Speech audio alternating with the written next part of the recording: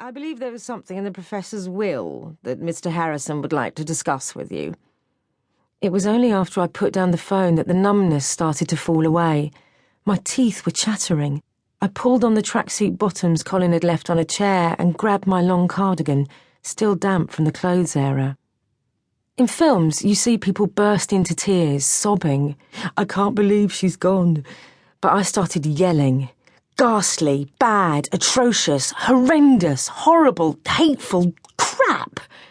That was one of the Professor's little games, getting me to think of different words to mean the same thing.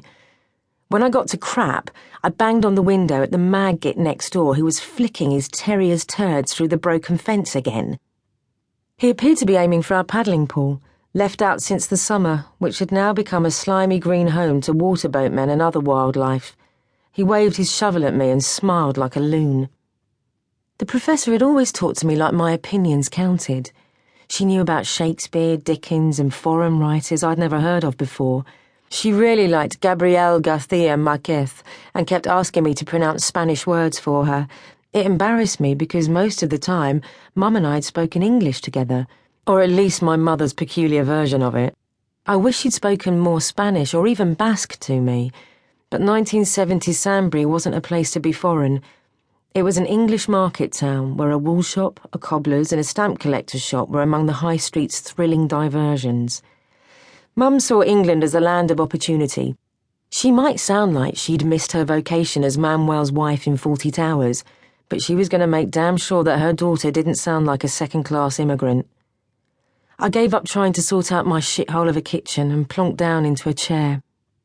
I shoved aside Colin's dirty plate to find the Open University application form that had arrived that morning.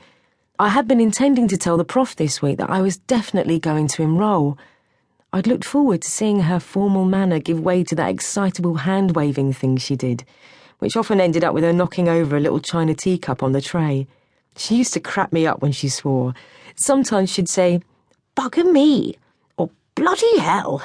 But she never sounded like Colin when he'd been on the Guinness. More like she was just experimenting, seeing how swear words sounded. I loved the way she spoke, all those words perfectly formed, all the letters where they should be. She never used language to make me feel stupid. I tore the application form up into tiny little pieces like a dud lottery ticket. There was no way I could afford it now. I watched the paper float down onto the cork floor, noticing again that no matter how often I washed it, something was always gooing up the cracks between the tiles. I couldn't even clean properly. I must have been getting ideas well above my station to think I could do a degree. I just thought that if the kids saw me bettering myself, they might aim a bit higher themselves. At Moorlands Juniors, where teachers legged it after 2 terms, and crowd control took priority over teaching, people to look up to were a bit thin on the ground. There was no point snivelling about things I couldn't change. I wasn't going to think about how frightened the Professor would have been when she realised that frail old heart of hers was finally giving out, or how alone in that huge house. I hoped she had died in the library with all her books soothing her to sleep. I started pouring bleach on the coffee-stained Formica worktops, trying to get away from the image of her slumped forwards over the creased brown leather of her winged armchair. Grey hair escaping from her hairpins. Tea, always Earl Grey, cooling beside her. The bleach stung my chapped skin.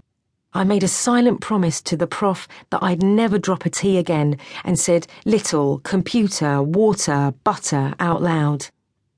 The front door banged open. Colin stomped down the hallway and into the kitchen, trailing mud right across the floor. I didn't say anything. In fact, I deliberately looked away. He was always as touchy as hell when he got back from the job centre. There were so few plates left, we'd be eating straight off the table soon. Jesus, that place is a dump. You got more chance of catching bleeding TB than you ever getting a job there. All them silly questions. What letters have you written this week? Have you been to any interviews? Like you get a fucking interview to paint someone's hallway. Did she say you could still get the money, though? I said, then held my breath. Yeah, they're going to review it in a month. Suppose 70 quid a week is better than nothing. At least it gets us through Christmas, he said, ripping open a packet of biscuits.